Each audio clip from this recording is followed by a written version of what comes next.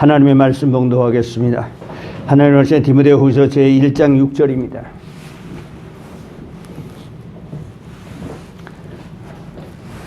자, 디모데후서 1장 6절 우리 같이 봉독하겠습니다. 페이지로 343페이지입니다. 봉독하겠습니다. 그러므로 내가 나의 안수함으로 네 속에 있는 하나님의 은사를 다시 불릴듯 하게 하기 위하여 너로 생각하게 하노니. 아멘. 아멘. 지금까지 쭉 이렇게 이제 나오면서 이제 우리에게 은사가 왜 필요하냐는 우리가 확실히 이제 알았습니다. 그렇지요? 예. 왜 필요하냐? 은사는 도구이다. 구원과 관계가 있는 것은 아니다. 그러나 도구가 좋으면 일을 많이 할 수가 있다. 그래서 은사는 반드시 필요하다. 왜냐?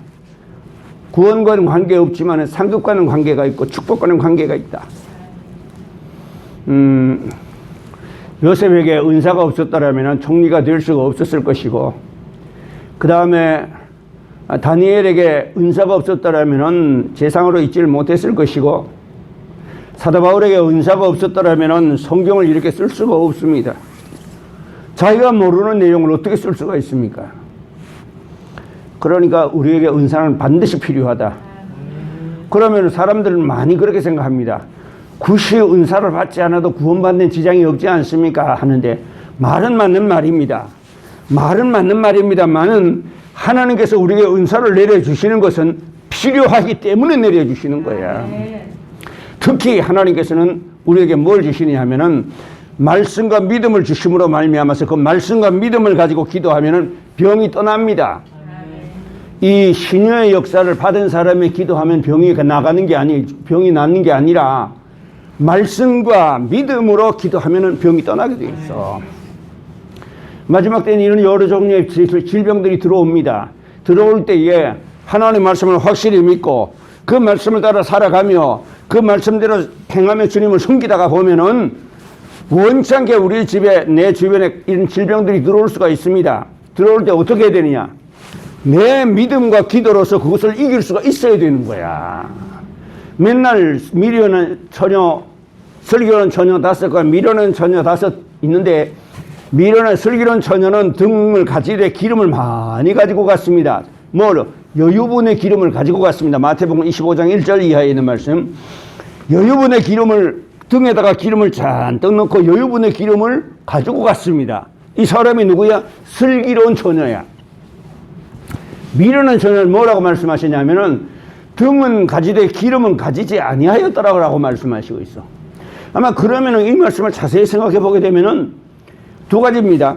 첫째 하나는 등은 말씀의 등이요, 기름은 성령의 기름이요, 불은 소망의 등불인데, 가만히 생각해 보면은 그러면 슬기로운 처녀들은 들하고 미련한 처녀들이 등을 같이 들고 슬기로운 처녀들은 기름을 가져가고 미련한 처녀들은 기름을 안 가지고 갔다는데, 더 준비하지 않았다 돼 있는데, 그러면은 신랑이 올 때까지 등불을 켜놓고 있었단 말입니다.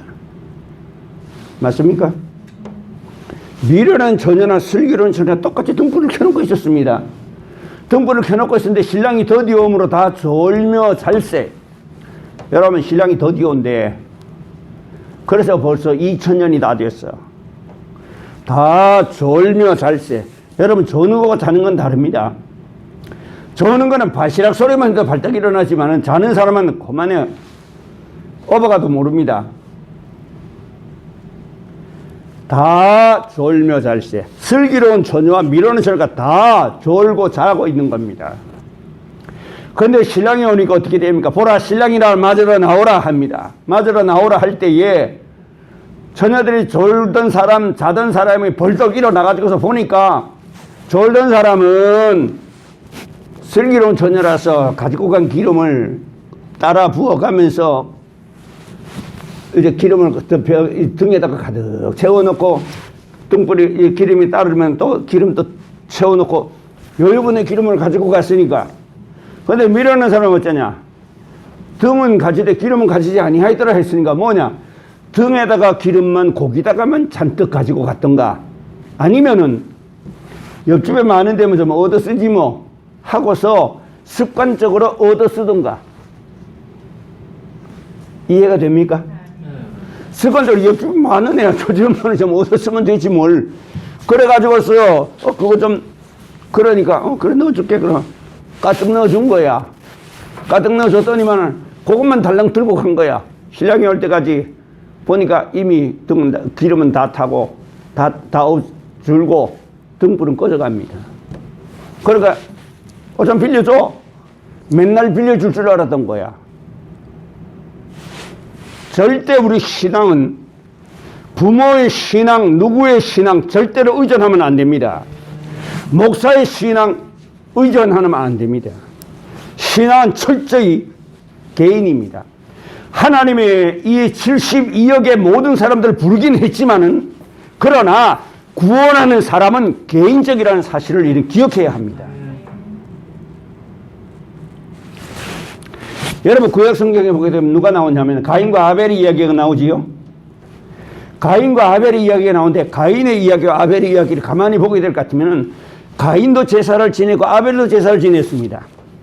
그런데 같은 제사를 지내는데도 가인의 제사는 하나님이 안 받으시고 아벨의 제사는 하나님이 받으셨습니다. 이건 뭘 말하냐? 오늘날 와서 뭐라고 말하냐? 같이 앉아서 구약에서의 제사가 신약에 와서 예배가 되었는데 이 예배를 같은 자리에서 예배를 드리지만 가인같이 드리는 예배가 있고 아벨같이 드리는 예배가 있다. 하나님은 예배 전체를 다 주관하시지만 그러나 예배를 받으시는 것은 그 개인의 정성에 따라서 받으신다는 사실을.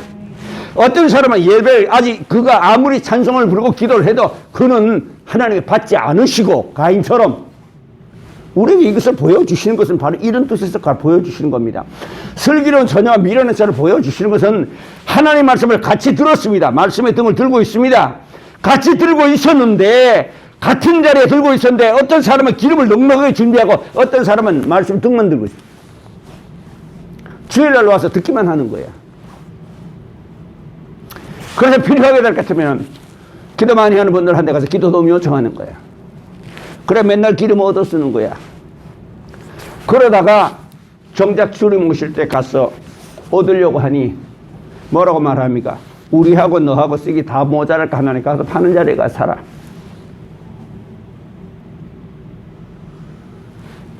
이걸 꼭 기억하십시오.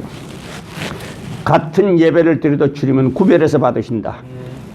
같이 앉아서 예배를 드려도 받는 예배는 주님이 개인적으로 받으신다. 온 인류를 다 초청했지만 주님이 구원하는 사람은 철저히 개인적이다. 휴거라고 하는 책에 보게 되면은 오래전에 나왔지요. 휴거라고 하는 책에 보게 되면 그런 책이 그런 부분이 나옵니다. 어떤 교회는 휴거가 되는데 전 성도들이 다 가고 없고 어떤 교회는 몇몇만 가고 없고 어떤 교회는 아주 간 사람 하나도 없고 어떤 교회는 그러니까 목사님도 못 갔어. 그래서 다 들림받고 가고 휴거되고 난 다음에 보니까 어머니가 안 계시는 어머니가 안 계시는 거야. 방에 들어가 보니까 안경과 옷과 성경은 그대로 있는데 사라진 거야. 날아가던 비행기가 그냥 추락하는 거야. 왜? 조종사는 들림받아 가고 조종석의 비행기가 그냥 추락하는 거야.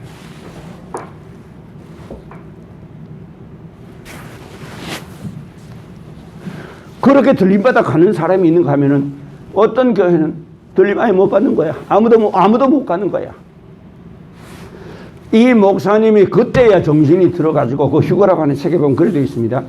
그때야 목사님이 정신이 들어가지고 그때 들림받지 못한 사람들을 찾아다니면서 말씀을 전하면서 그들을 키우는데 거기에 7년 대 환난 중에 고통 중에서 그들을 돌봅니다. 휴거라고 하는 책에는 그렇게 되어 있습니다. 그래서 두 번째 주님께서 데리러 가셨는지는 모르겠지만은 어쨌든 그 책에는 그런 식으로 기록이 되어 가지고 있습니다.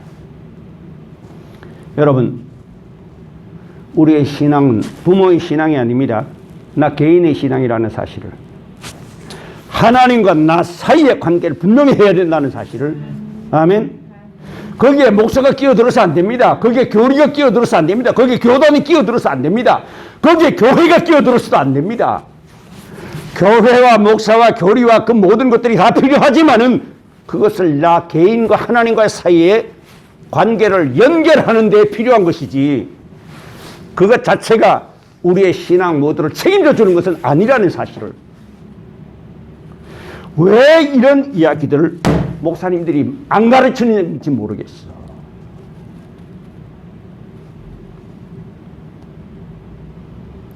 주일 성수 잘하면 됩니다. 11조 잘하면 됩니다.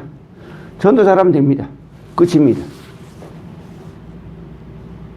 그 영혼이 있는 자리에서 우리가 어디서 주님 부름받을지 모르잖아요. 어떤 사람은 자동차 운전하고 가다가 주님 오시면 가야 돼. 보세요. 내가 이야기했지요. 두 사람이 매를 갈고 있으면 하나는 데려감을 당하고 하나는 버려둠을 당할 것이요. 그 다음에 또 두 사람이 밭을 갈고 있으면 한 사람은 데려감을 당하고 한 사람은 버려둠을 당할 것이요. 두 사람이 잠자리에 들어있는데 한 사람은 데려감을 당하고 한 사람은 버려둠을 당하리라고 말씀하셨는데 여러분 이 말씀을 가만히 보면요. 여기에 뭐가 들어있냐면요. 지구는 둥글다는 말씀이 여기 들어있어. 생각해 보십시오. 여기는 아침, 여기는 낮, 저기는 밤입니다. 여러분 예수님 말씀하시고 보세요. 지구 둥글에 대한 이야기를 이때 하신 거예요. 이해가 됩니까 이제? 지금은 우리가 아무것도 아니죠. 지구가 둥글다는 거 아무것도 아니지만 그때 당시에 사람들로서는 이해가 안 되는 이야기입니다. 여러분 미안한 이야기입니다만 여러분 웃지 못할 이야기가 있습니다. 뭐냐?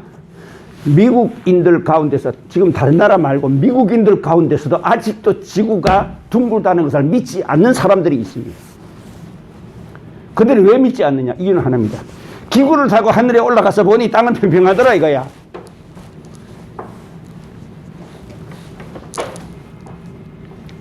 그러면은 이쪽에 낮이고 이쪽엔 밤이고 이쪽엔 아침이라면은 어느 시에 주님이 오셔도 있는 자리에서 가야 될 거 아니야. 예배 시간에 오시면 얼마나 좋겠습니까만은 여기 예배 시간이 지금 저쪽엔 밤인걸.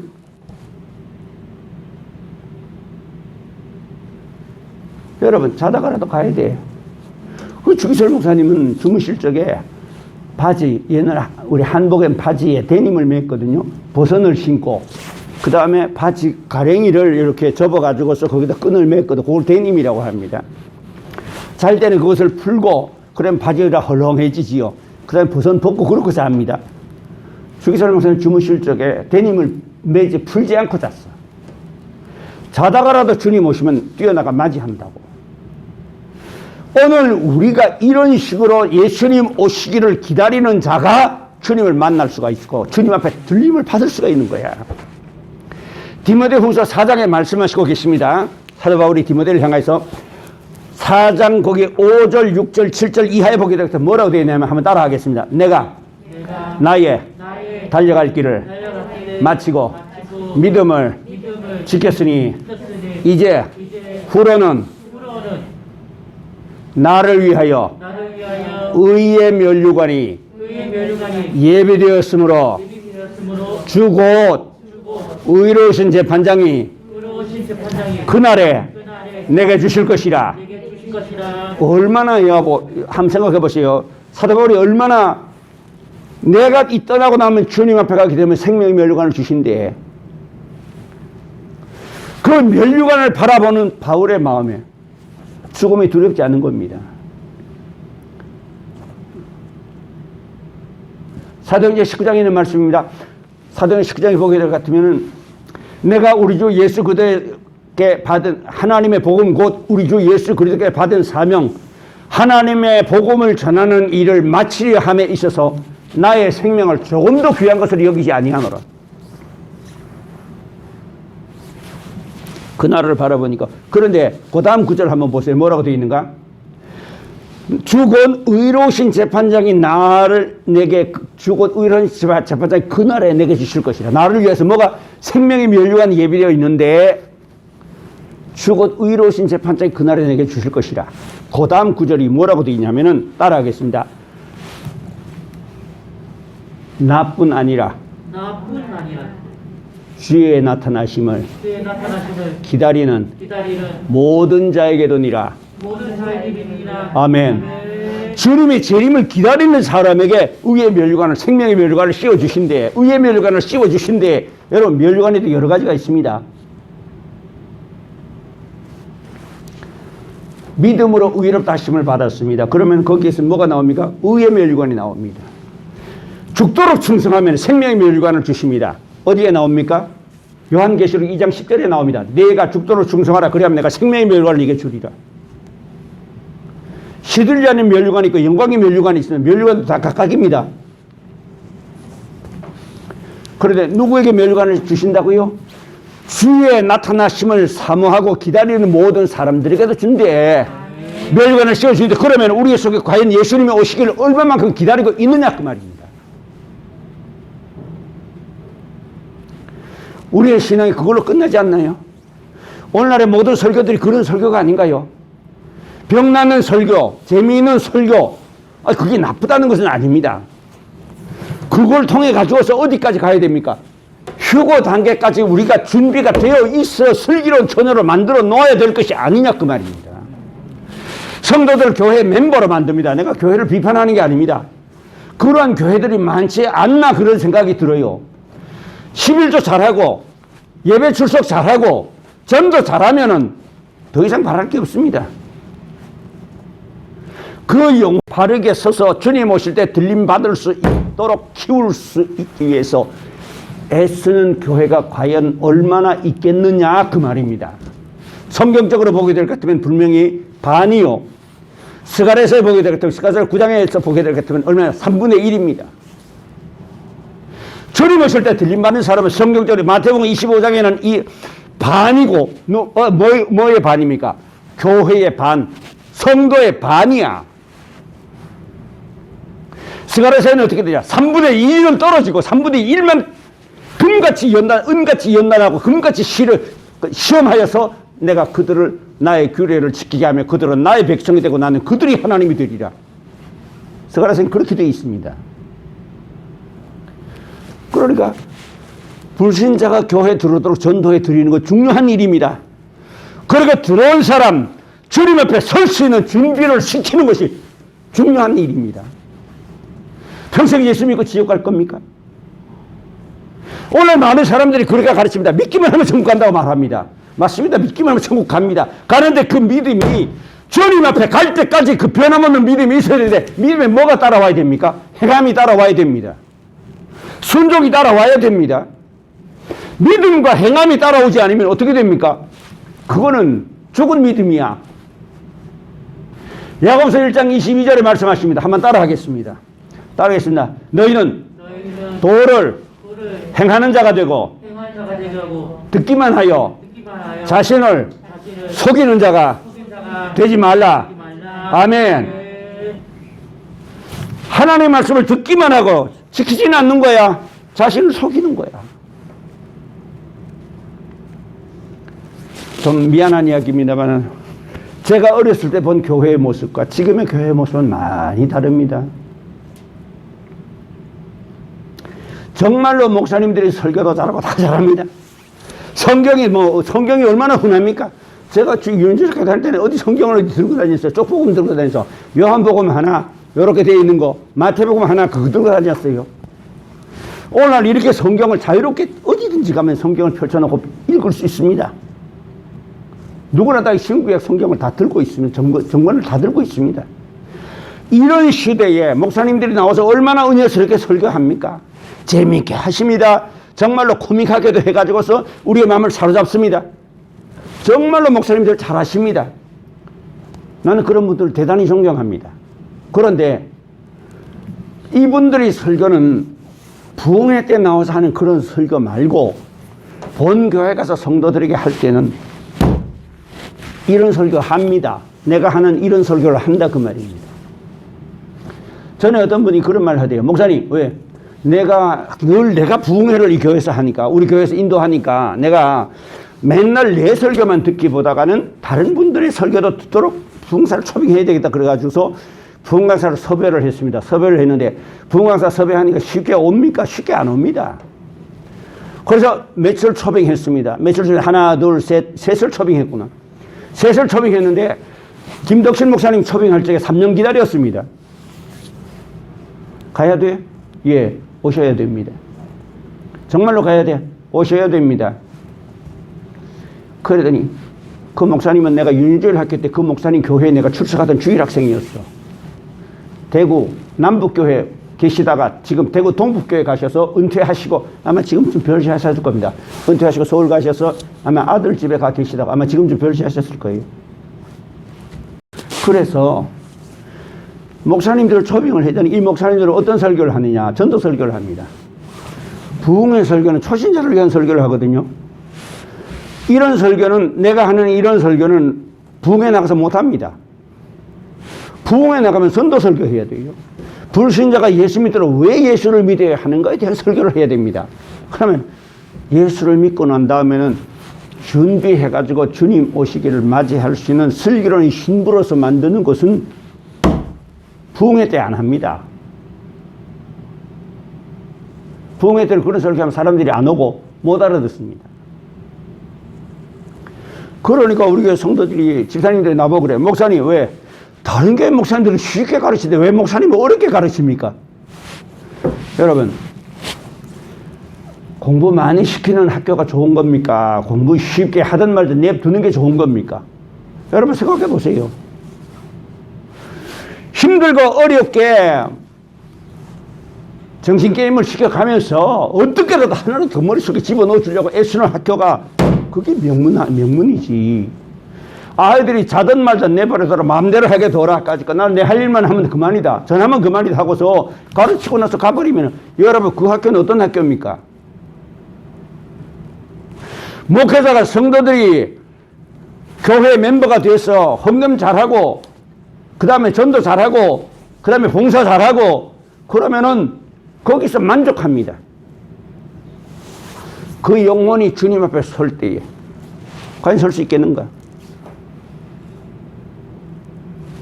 내가 어떤 분 이야기 하나 할게요. 어떤 분이 아마 이 유튜브를 보는 분들은 아마 아는 분들도 있을 겁니다. 아마 제가 누구라 이름 되면 바로 알 테니까. 병이 들었습니다. 누웠습니다. 자리에 누웠는데 내가 아무리 봐도 뭐가 없어요. 그 속에 구원받을 만한 믿음이 없어.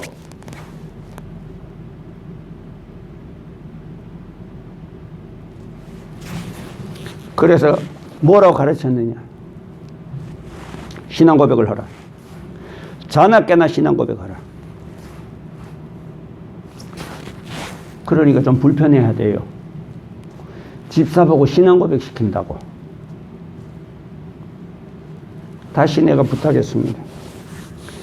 자나 깨나 이제 신앙 고백하세요. 아무리 봐도 그 속에 구원의 여망이 희미해. 근데 그에 가까운 사람 중에 하나가 목사님이 있었어요. 목사님도 그 목사님이 뭐로 가르치느냐? 힘들어 하거든 옆에서 기도해 주세요. 내가 그 소리 듣고 이 말을 했습니다. 소경이 소경을 인도하는 것. 눈먼 말이 소경 따라가는 것과 같다. 자기도 모르고 남도 모르고 둘이 다 구덩이에 빠져.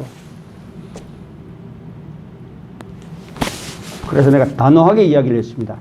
이제부터 주야로 눈 뜨면 신앙 고백하고 자다가 신앙 고백하고 눈 뜨면 신앙 고백하고 몇 달을 신앙 고백을 시켜가지고서 결국은 눈떠미로 천국 보냈습니다.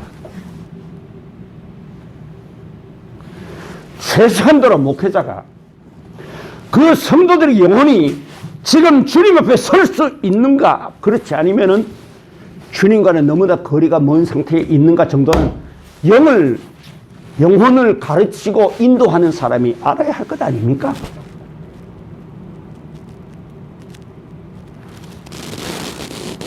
자기가 모르니까 다른 사람을 어떻게 가르치겠느냐 그 말입니다. 그 목사님 말로는 힘들거든 기도해줘라. 맞아요. 기도해주면 힘들 때 기도해주면 되긴 됩니다. 그러나 사람에 따라서 달라. 여는 지금 믿음 자체가 구원의 여망 자체가 이미 희미한데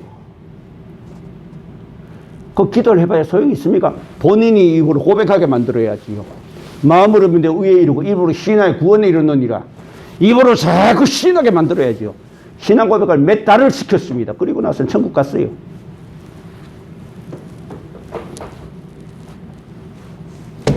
주님 오실 날 점점 가까워 오고 있습니다. 그러면 어떻게 해야 되겠습니까? 주님 앞에 설 준비해야 되겠지요. 병 낫는 것이 다가 아니라는 것을 내가 처음부터 이야기했잖아요. 병 낫는 것이 다가 아니고 기도에 응답되는 것이 다가 아니라는 것을, 그 다음이 더 중요하다는 것을, 하나님께서 우리에게 은혜 주신 목적이 뭡니까? 주님을 전하는 증인이 되라. 그리고 주님 오실 때 단장하고 있다가 주님 맞이할 신부가 되라. 그래서 우리의 기도를 응답해 주시고 우리에게 은혜를 주시는 것 아니냐 그 말입니다. 그런데 은혜 받으면 다 됐고 은사 받으면 다 됐고 병 나면 다 됐습니다. 거기에서 끝입니다. 10나병 환자 중에서 9사람 제 갈 길 다 가버렸습니다. 여러분, 오늘 우리 교회도 이런 교회가 많지 않겠느냐 걱정스럽다 그 말입니다. 내가 하는 말은. 자, 그러면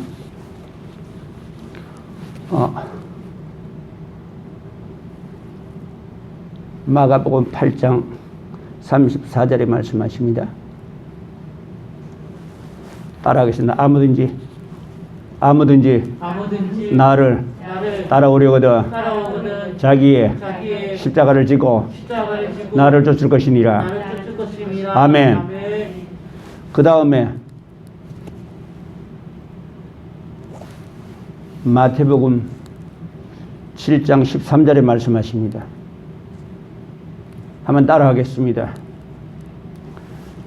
좁은 문으로 들어가라. 멸망으로 인도하는 문은 그 길이 넓어 찾는 이가 많고 영생으로 인도하는 문은 그 길이 좁고 협착하여 찾는 이가 적음이라. 이거는 세상 사람들 보고 하는 게 아닙니다. 예수 믿는 성도들을 보고 하시는 말씀입니다. 미련한 처녀와 슬기로운 처녀 역시 교회 안에서 성도들을 보고 말씀하시는 거지, 불신자는 미련한 처녀고 슬기로운 자는 교회 나온 처녀가 아니라 그 말입니다.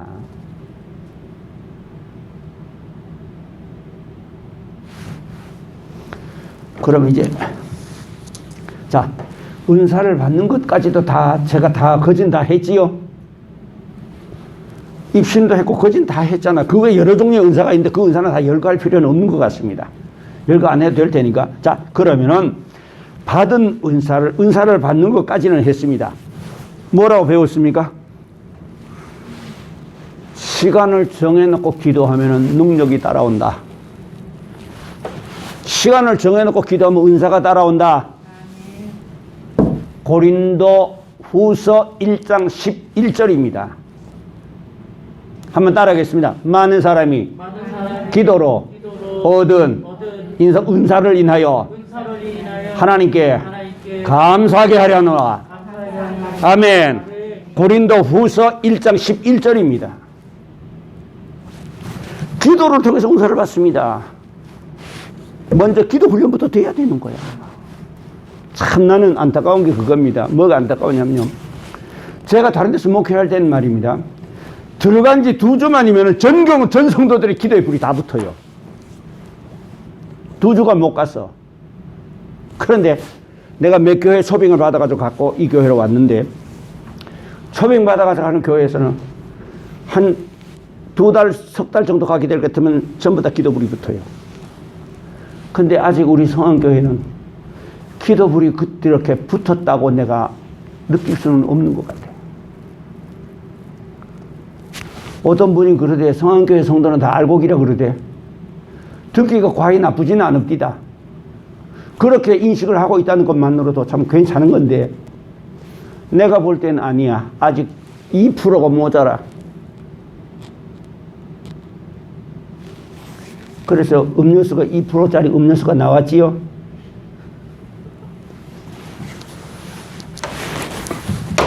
(2%가) 모자라. 여러분, 그 2%를 올려놓읍시다. 자, 그 2%를 올려놓기 위해서 지금 가르치겠습니다. 그걸 따라 적어 놓으시길 바랍니다. 시간을 정해놓고 기도하라. 시간을 정해놓고 하는 기도에는 능력이 따라온다. 은사가 따라온다. 성령의 역사가 따라온다. 영적 체험이 따라온다. 시간을 정해놓고 기도하라. 아멘. 이 기도 없이는 여러분 세상을 이길 생각하지 마세요. 하나님의 말씀과 기도가 있을 때에 세상을 이길 수가 있지. 말씀의 등만 가지고 세상을 이기지 못합니다. 말씀으로 무장했으면 뭘로 해야 돼요? 기도로서 기름을 채워서 소망의 등불을 켜놓고 기다려야 되는 거예요. 기도의 습관을 붙여야 합니다. 다니엘이 어느 날 갑자기 기도에 불이 붙어가지고서 예루살렘을 향한 창문을 열어놓고 왕이 다른 신에게 기도하는 놈은 사자굴 속에 집어넣을 것이다 라는 칙령이 내려왔는데도 예루살렘을 향한 창문을 열어놓고 문을 기도합니다. 아니 문 닫아놓고 기도하면 하나님이 안 들으십니까? 왜 예루살렘을 향한 창문을 꼭 열어놓고 해야 됩니까? 그렇게 고지식하게 해야만 합니까? 아니 그냥 문을 열려면 다른 문을 열어놓고 안 보이는 문 뒤에 다른 문 열어놓고 기도하면 되잖아요. 창문을 여는 것은 뭘 말합니까? 예루살렘 성전에 있는 것을 사모하는 걸 말합니다. 하나님 신이 임재하시고 하나님 말씀이 역사할 때 그 방향을 향하여 사모하고 그것을 향한 창문을 열어놓고 하루에 3번씩 기도를 하는데 앞으로 한 달 안에 다른 신에게 기도하는 자는 사자굴 속에 집어넣으리라. 총명한 다니엘이 그거 자기 때문에 그렇게 됐다는 걸 모르겠습니까? 알고 있었습니다. 그때 다니엘은 어떻게 결심합니까? 나는 기도하다가 사자의 밥이 되리라. 요즘 성도들처럼 하나님께서 오셔서 사자의 주둥이를 막아 주실 줄로 믿습니다. 요즘 아마 대단히 죄송하지만 성도들 같으면 아마 그렇게 믿고 아마 나올 겁니다. 다니엘은 나는 기도하다가 죽으리라. 사자의 밥이 되리라. 무슨 기도를 했습니까? 감사의 기도를 했어. 전에 하던 왕의 조서에 왕이 어인이 찍힌 것을 알고도 이전에 하던 것처럼 예루살렘을 향한 창문을 열고 하루에 3번 감사의 기도를 하였더라. 하나님 죄송하지만 한 달간만 문 닫고 기도할게요 하면 될 거 아니야. 문 열어놓는다고 문 열어놓는다고 해서 하나님께서 더 들어주시고 문 닫는다고 해서 하나님 안 들어주십니까? 그런데 문을 열어놓고 기도합니다.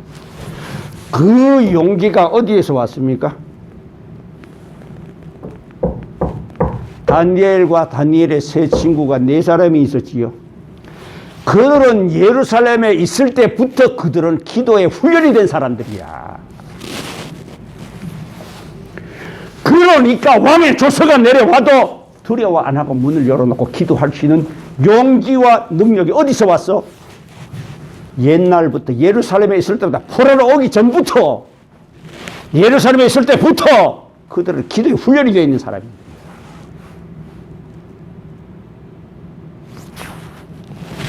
여러분들 기도의 훈련을 하시길 바랍니다. 다 가르쳐 줬습니다. 기도하는 법을 다 가르쳐 줬습니다. 회개하는 법 다 가르쳐 줬습니다. 영을 분별하는 법 다 가르쳐 줬습니다. 그런데 안 하는 거는 그거는 안 하는 거지요. 못 하는 게 아니지요. 못 하는 것하고 안 하는 것과는 다르지요. 많은 사람들이 어떻게 기도해야 될지를 몰라서 못 합니다. 어떻게 회개해야 될지를 몰라서 못 합니다. 그러나 다 가르쳐 줬잖아요. 이 유튜브 보는 사람들 처음부터 끝까지 자세히 들어봐. 아, 기도는 이렇게 하면 되는 거야. 그렇게 쉬운 걸 어렵게 생각했네. 회개 이렇게 하면 되는 걸 그렇게 어렵게 생각했네. 그 다음에 영적인 역사가 체험에 오게 되면 이런 것은 분별해야 되는구나. 오는 거라고 아무거나 다 집어넣으면 안 되는구나. 주워 담으면 안 되는구나. 다 분별하는 것까지 다 가르쳤잖아요. 그러면 어떻게 해야 되겠습니까? 시간을 정해놓고 기도해야 되겠지요. 받은 은사가 약해져도 그렇게 해야 되겠고, 그 다음에 기도 은사 받고 난 뒤에도 기도 더 열심히 해야 됩니다. 편함없이 해야 됩니다. 그 다음에 2번째로는 회개해야 됩니다. 회개는 매일 해야 됩니다. 회개 없이 응답 없고, 회개 없이 기도 없고, 회개 없이 성령 없다. 매일 회개해야 됩니다. 매일 회개하면 회개할 게 없어지겠지요. 작아지겠지요. 예. 그렇게 점점 작아지다 보면 우리 영혼이 어떻게 됩니까? 점점 맑아지는 겁니다. 맑아지고, 저기에 보십시오. 디모데후서 4장에 보게 될 것 같으면 뭐라고 되냐면, 디모데후서 4장 디모데후서 4장 5절인가? 디모데전서 4장 5절이구나. 디모데전서 4장 5절, 4절 5절에 보게 되면 하나님의 지으신 만물의 거룩함에 선함에 감사함으로 받으면 버릴 것이 없나니 하나님의 말씀과 기도로 거룩하여짐이니라. 말씀과 기도로 거룩하여집니다. 디모데전서 4장 5절인 줄로 압니다. 4절 5절 그렇게 되어 있을 겁니다. 하나님의 말씀과 기도로 거룩해지는 거야. 성경 창설 들고 교회 들어와 가지고 왔다 갔다 교회 다님으로 거룩해지는 게 아니고 교회 다니는 사람이 되지 말고 예수를 믿는 사람이 되고 예수를 아는 사람이 되지 말고 예수를 믿는 사람이 되라고. 그럼 아는 거가 믿는 것은 다릅니다. 먼저는 알아야 되고 두 번째는 믿어야 됩니다. 그래서 에베소서 4장 13절에 말씀하십니다. 한번 따라하겠습니다. 그러므로 잠깐만요. 4장 13절에 말씀하십니다. 우리가 하나님의 아들을 아는 것과 믿는 일에 하나가 되어 온전한 사람을 이루어 그리스도의 장성한 분량에 충만한 자까지 자라리니. 아멘. 뭐라고 말씀하십니까? 아는 것과 믿는 일이 하나가 되어야 되는데 많은 사람들이 아는 것을 믿는 줄로 착각하고 아는 것을 믿으려면 어떻게 해야 되느냐? 아는 것을 실천할 때 믿음이 올라오는 거예요. 기도하면 병나는 거 알고 기도하면 뭐 은사 오는 거 압니까? 알면 뭘 합니까? 기도 안 하는데. 말씀을 실천할 때 역사가 나타나고 하나님의 말씀을 듣고 실천할 때에 마귀가 떠난다. 아멘. 아멘. 자, 됐습니다. 그래서 회개는 맨날 매일 해야 된다. 기도 들어가기 전에 제일 먼저 회개부터 하고 들어가야 돼요. 그 다음에 감사하고 들어가야 됩니다. 자, 그 다음에 세 번째입니다. 자기에게 오는 음성이나 환상을 함부로 입 밖에 내놓지 마십시오. 더 보화가 있으면 도둑이 됩니다.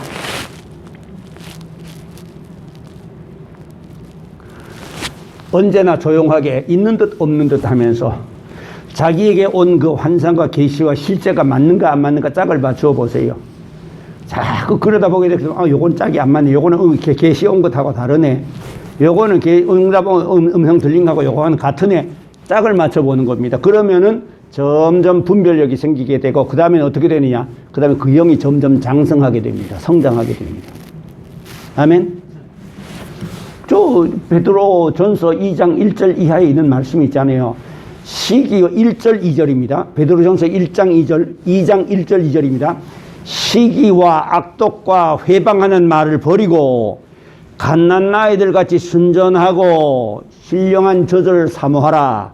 이는 너희가 구원에 이르도록 자라게 하려 함이라. 보세요. 구원에 이르도록 자라야 되잖아. 그냥 되는 게 아니라는 것을. 아멘.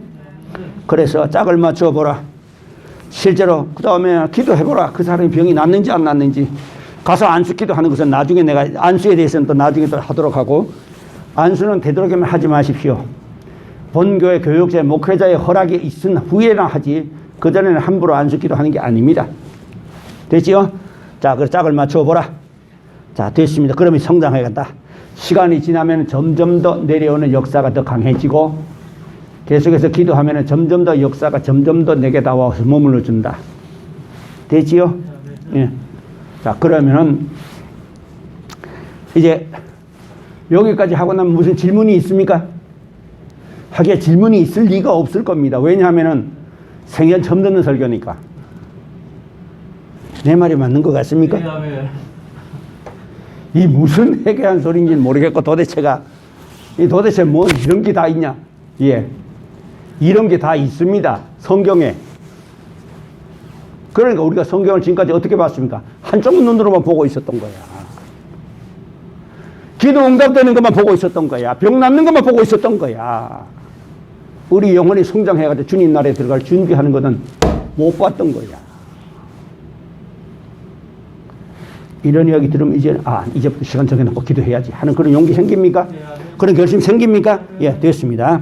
자, 그러면은 이것을 사용할 때 어떻게 사용하느냐.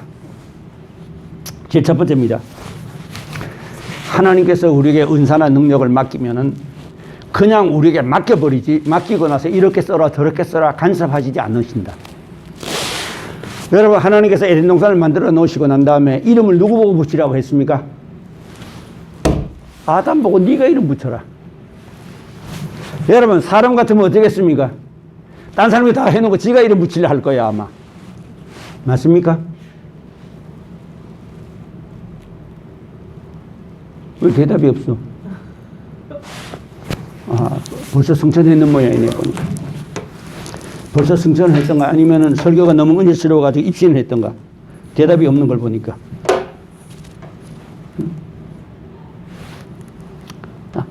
하나님께서 우리에게 은사를 주시면 우리에게 맡겨둡니다. 간섭하지 않으신다. 우리가 그것을 지혜롭게 써야 되는데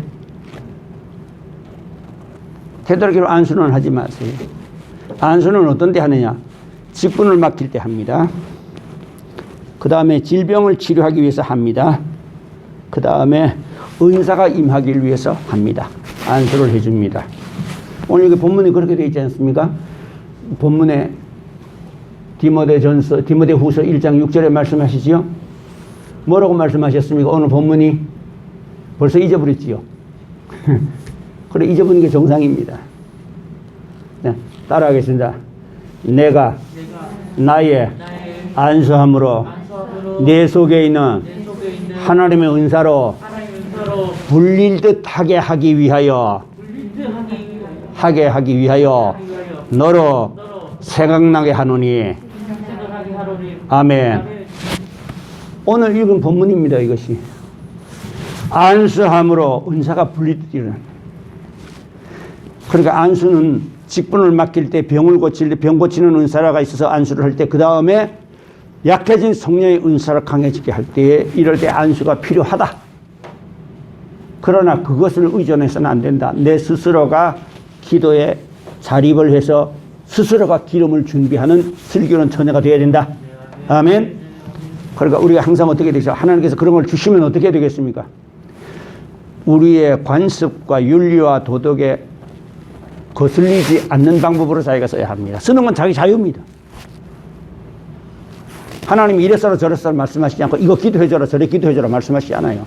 기도해주는 것도 자기가 결정해야 되고, 그 다음에 또 쓰는 것도 자기가 결정해야 됩니다. 그리고 거기에 대한 책임도 자기가 다 져야 됩니다.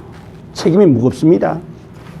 그러니까 함부로 은사 받았다고 함부로 아는 척하고 함부로 기도해 주다가는 낭패합니다.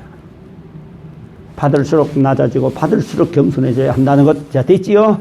자, 어떤 해야 한다? 자신의 분량을 알고 기도해 주라. 이건 안수를 말합니다. 안수 기도 해줄 때는, 병 기도를 해줄 때는, 안수 기도를 할 때, 안수를 통해서 병 기도를 해줄 때는 자신의 분량이 그 병마를 이길 수 있는 믿음의 분량이 되는가를 확인하고 해야 됩니다. 자기의 믿음의 분량이 그 마귀보다가 작으면은, 그 마귀의 영역이 더 강하면은 귀신이 나가는 게 아닙니다. 귀신이 와서 뒤집어 씌웁니다. 근데 저는 이야기했지요. 어떤 시골교회 권사님 한 분이 기도를 많이 하셨습니다. 많이 하셔가지고 환자 기도도 많이 해주고 그렇게 했습니다. 그리고 정말로 교회 충성스럽게 신앙생활을 했습니다. 온 성도들이 그 권사님을 칭송하고 칭찬하고, 참 그 권사님은 덕스럽게 또 아픈 사람들을 위해서 따뜻하게 기도해주고 기도만 해주면 낫는 거야. 그러니 사람들이 얼마나 그분을 존경하고, 이 권사님이 그렇게 해서 기도하다 보니까, 그리고 또 봉사를 얼마나 열심히 잘하는지 말이에요. 교회를 건축하는데 권사님이 옛날에는, 요즘은 설계사 내가지고서 설계 내가지고서 뭡니까 건축회사에서 건설회사에서 와서 교회 뚝딱 짓고 말지만, 옛날에는 성도들 손으로 벽돌 찍어서 지었습니다. 그게 진짜 성전이야. 성도들의 땀과 눈물과 기도가 들어가야 그게 진짜 성전이 되는 거야. 그 성전을 쭉 건축하는데 이 권사님이 머리에 이고 나르는 겁니다. 진흙을 머리에 이고 나르면서. 그렇게 충성스럽게 섬기던 권사님이 어느 날 정신이 이상이 된 사람을 안수해 주다가 그 안수 받는 그 정신 이상된 사람의 몸에 있던 귀신이 들어와서 권사님을 뒤집어 씌워버렸어. 권사님이 미쳐버렸어. 세상에 얼마나 기가 막힐 노릇입니까? 자기가 그렇게 섬기던 그 교회에 머리를 풀어헤치고 돌멩이를 들고 다니면서 유리창을 두드리 깨고 다니는 거다. 교회 유리창을. 결국은 그러다 세상 떠나셨습니다. 여러분, 그러면 그분의 구원은 어떻습니까? 여러분, 그분 구원 받았습니다. 천국 갔습니다. 여러분, 강도가 들어와서 칼들이 되고 나서 아무렇게나 막 하라고 시킨다 그래서 거기 어쩔 수 없이 했다 해서 그 사람이 나쁜 사람입니까? 아니잖아요. 힘이 약한 것 뿐이었지요. 이해가 됩니까, 이제? 그럼 구원 받았습니다. 나 우리 작은 형님 나 구원 받은 거 나 정말 신기해요. 예수 믿는 사람을 예수 믿는다고 안 해요. 예수쟁이라고 그래요. 항상. 그리고 나를 얼마나 미워하는지 몰라. 나를 얼마나 미워하는지 몰라. 내가 어렸을 적에, 목회하기 전에 어렸을 때는 형님하고 치고받고 한 번 되게 했습니다. 치고받고 한 번 해서 내한테 떡이 되게 맞았어. 내보다가 9년만 형님입니다. 근데 그 형님이 예수 믿는 사람들 예수쟁이, 저놈은 예수쟁이. 그리고 주변에 또 그 주변에 또 예수쟁이들이 왜 그래 많은지 말이야. 장로도 있고, 뭐 목사도 있고, 권사도 있고, 이 주변에 왜 예수쟁이가 그렇게 많은지 말이야. 그런데 그 예수쟁이들이 하나같이 뭐라고 표현해야 됩니까? 날라리라고 표현해야 됩니까? 나이롱이라고 표현해야 됩니까? 쭉정이라고 표현해야 됩니까? 한결같이 남한테 욕먹을 짓만 하는 겁니다. 그런 예수님선이 더 없는 겁니다. 어렸을 때 교회 나갔어요. 신앙생활 했습니다. 세례도 받았습니다. 그런데 보니까 아닌 것 같거든. 주변에서 예수쟁이들 하는 꼬라지 보니까 아니거든. 얼마나 예수쟁이 욕을 많이 했는지 몰라. 나를 미워하는 이유도 왜 날 그렇게 미워했냐고 내가 형수님한테 물어봤어요. 세아줌에 왜 그 형님이 나를 그렇게 미워합니까? 그러니까 예수 믿는다고요. 예수 믿다가 그렇게 우리 누구 하나가 목사 안수를 받았어요. 누구라고 이야기는 안 해요. 내하고 가까운 사람입니다. 우리 친척입니다. 목사 안수를 받았어요. 여자인데 목사 안수를 받았는데 내가 가니까 막 그년이 목사래. 그년 목사 안수 받았어. 그년이 목사 안수 받았어. 그년이 목사 안수 받아가지고 오갈 데가 없어가지고서 우리 집에 석 달 있다 갔다. 내가 석 달 데리고 있다 갔어. 그러다 내가 아파서 병이 들어 누웠는데도 문병도 한 번 안 오더라. 그년이 목사래. 그년이 내가 가는데 입에 거품을 물고 욕을 막 해적히는 거야. 근데 하나님 그 영혼 구원하셨어요. 참, 그러니까 구원이라는 건요, 한순간입니다.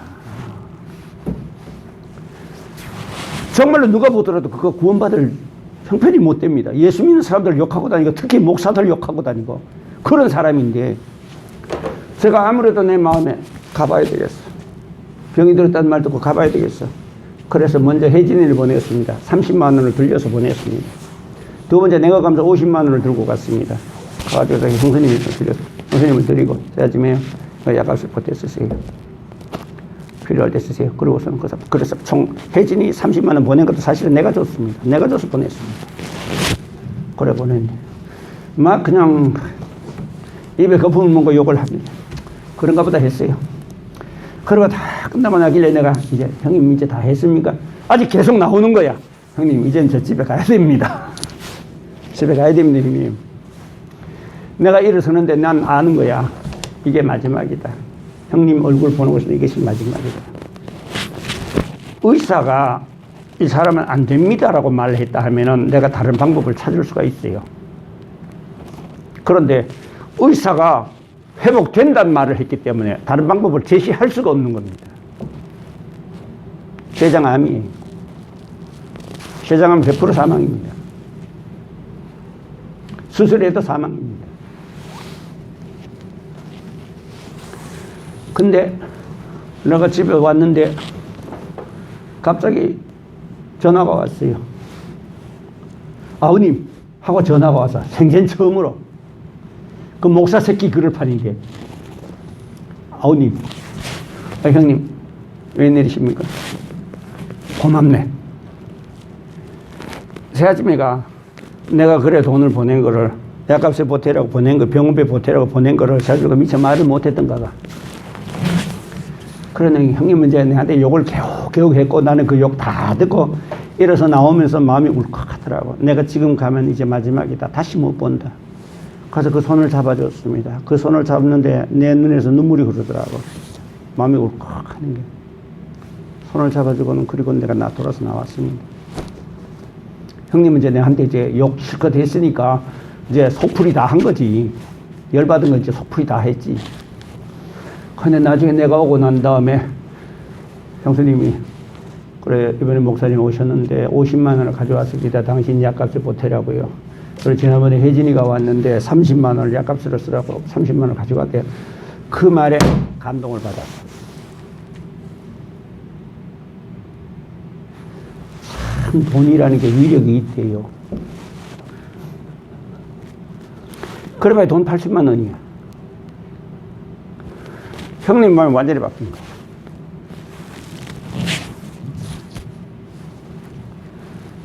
그러고 난 다음에 내한테 메시지가 날라왔어. 아우님 고맙네. 우리 이번 여름에 같이 놀러 갔어요. 우리 삼남매 놀러 갔어요. 누님이 있으니까 누님하고 우리 셋이서 같이 놀러 가자. 형님. 그래서 그러면서 사랑하네 하고서는 하트 표시, 빨간 하트 표시를 4개나 해놨습니다. 그리고 메시지 보냈어요. 그래서 내가 전화를 했습니다. 전화를 했더니만 아우님 고맙네. 그래서 내가 몇 마디 이렇게 권면을 하고 마쳤습니다. 마쳤는데 거기에 마음이 돌아선 거야.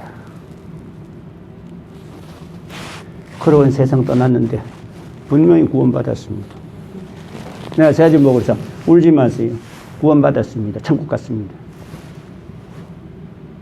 좀 미안한 이야기입니다. 목회자가 자기가 기르던 양이 임종할 때 그가 구원받아 가는지 못 가는지 그 정도는 알아야 되지 않을까? 이건 내 생각인데.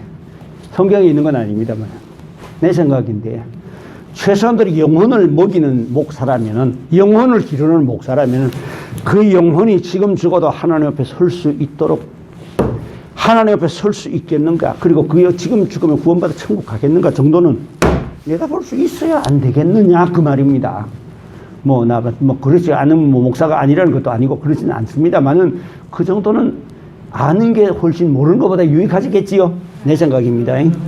내 광수 생각이 아닙니다. 내 생각입니다. 자, 그래서 자신의 분량을 알고 기도하라. 됐지요? 자신이 분량을 모르고 함부로 아무나 안수하다가는 잘못하면 큰 낭패합니다. 자, 그 다음에 자신의 영혼의 나이입니다. 내 영혼이 어느 정도 되어 있는가를 그것을 보게 됩니다. 꾸준히 기도 생활하게 될 것 같으면 영혼이 보게 되는데 처음에는 젖먹이로 보입니다. 그 다음에는 걸음만 하는 아이로 보이고 그 다음에 5, 6세 아이로 보이고 그 다음에 초등학생 혹은 중고등학생 혹은 청년 혹은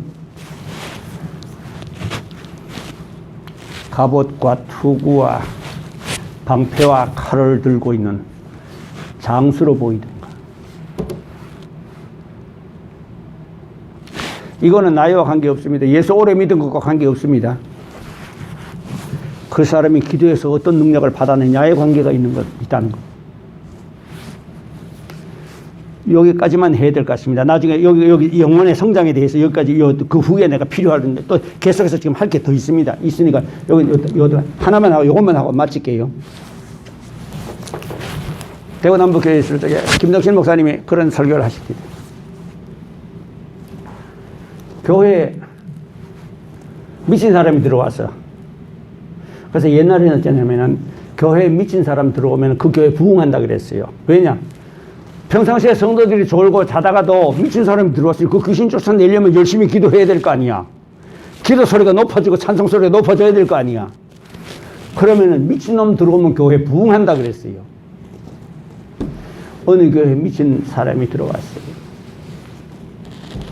들어왔으니 제일 먼저 권사님이 와서 기도를 한 겁니다. 주님, 하는데 보니까 미친 사람이 이래 보더니, 하더니 놀래더니만 자세히 보더니, 별거 아니네. 하고는 조롱하거든. 권사님이 아무리 기도해도 귀신이 끄떡도 안 해. 좀 이따 장로님이 들으시는 거야.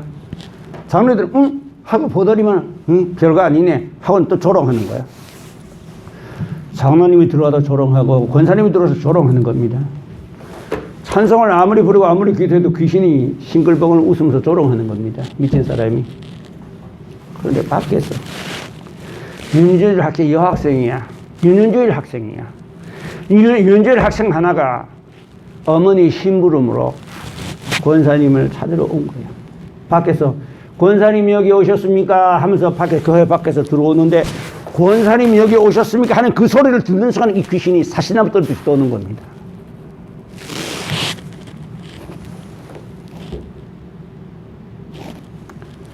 그 아이가 들어왔습니다. 아이와 함께 기도하는데 귀신은 떠났습니다. 회복이 됐습니다.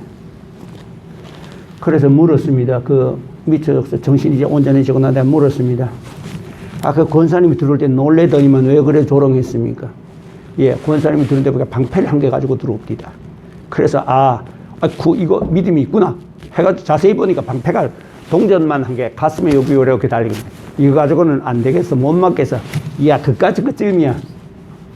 장로님이 들어오는데 왜 칼을 한 개 들고 들어오는 것 같아. 그래서 하고 보니까 칼이 아니라 지푸라기야. 지푸라기를 들고 들어온 거야. 여러분, 신앙 좋고 안 좋고 하려면 미친 사람 앞에 가보면 알아.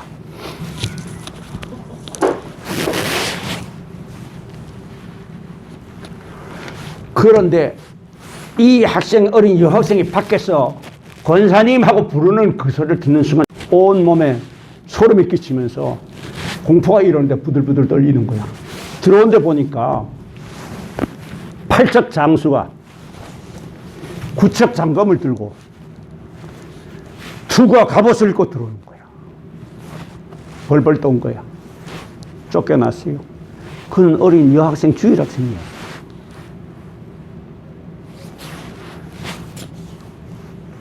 따라하겠습니다.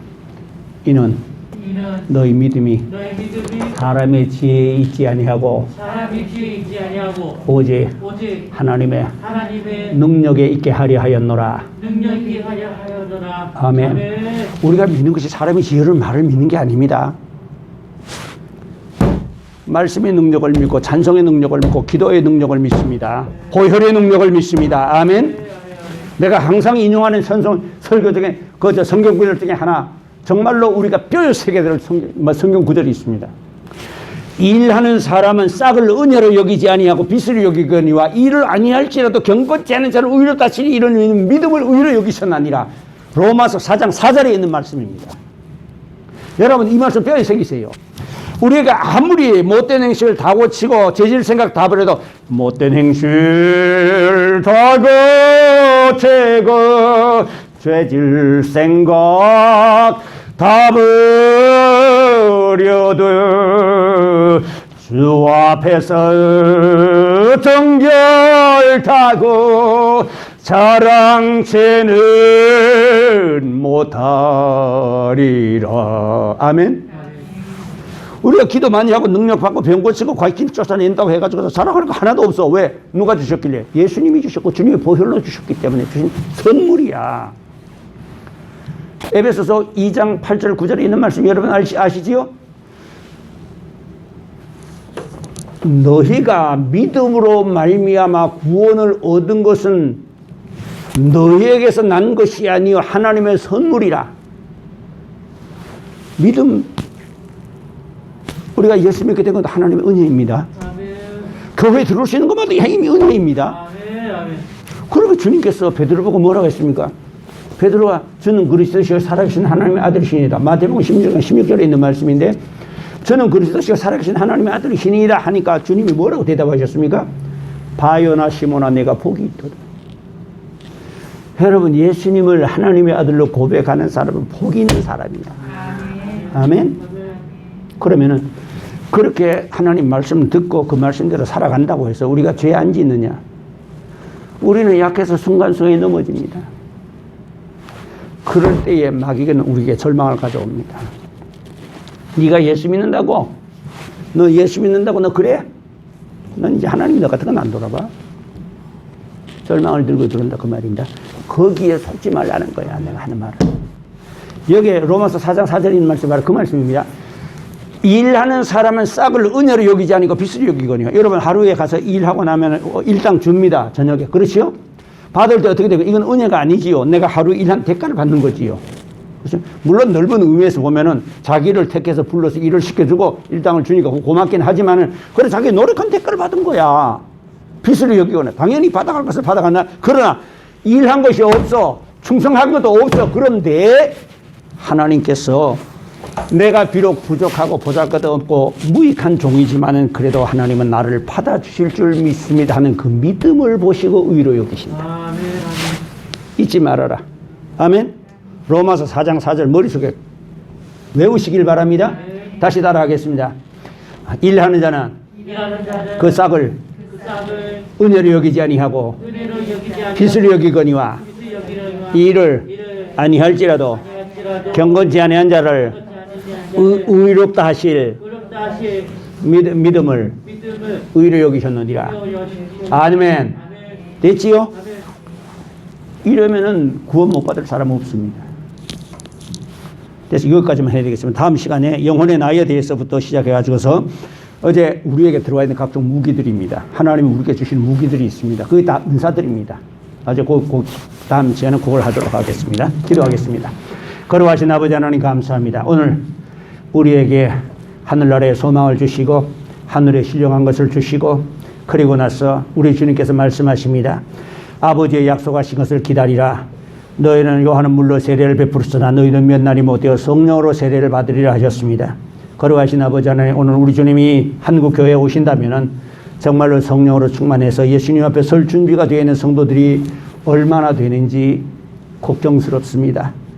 성경적으로 스가랴서를 보게 될 것 같으면 3분의 2가 떨어져 나가고 3분의 1을 은같이 연단하고 금같이 시험하여서 그들은 내 백성이 되고 나는 그들이 하나님이 되리라 말씀하셨고, 마태복음 25장에 슬기로운 처녀와 미련한 처녀를 말씀하신 걸 보면 반밖에는 안 됩니다. 거룩하신 주님, 우리 성안교회 우리 한국교회 성도들이 다 슬기로운 처녀가 되길 원합니다.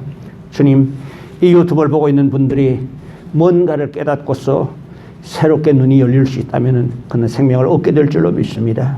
그래서 우리 주님 앞에 우리 주님 오실 적에 우리 한국교회 성도들 중에 한 영혼도 떨어지지 아니하고 다 들림 받을 수 있도록 은혜 베풀어 주시옵소서.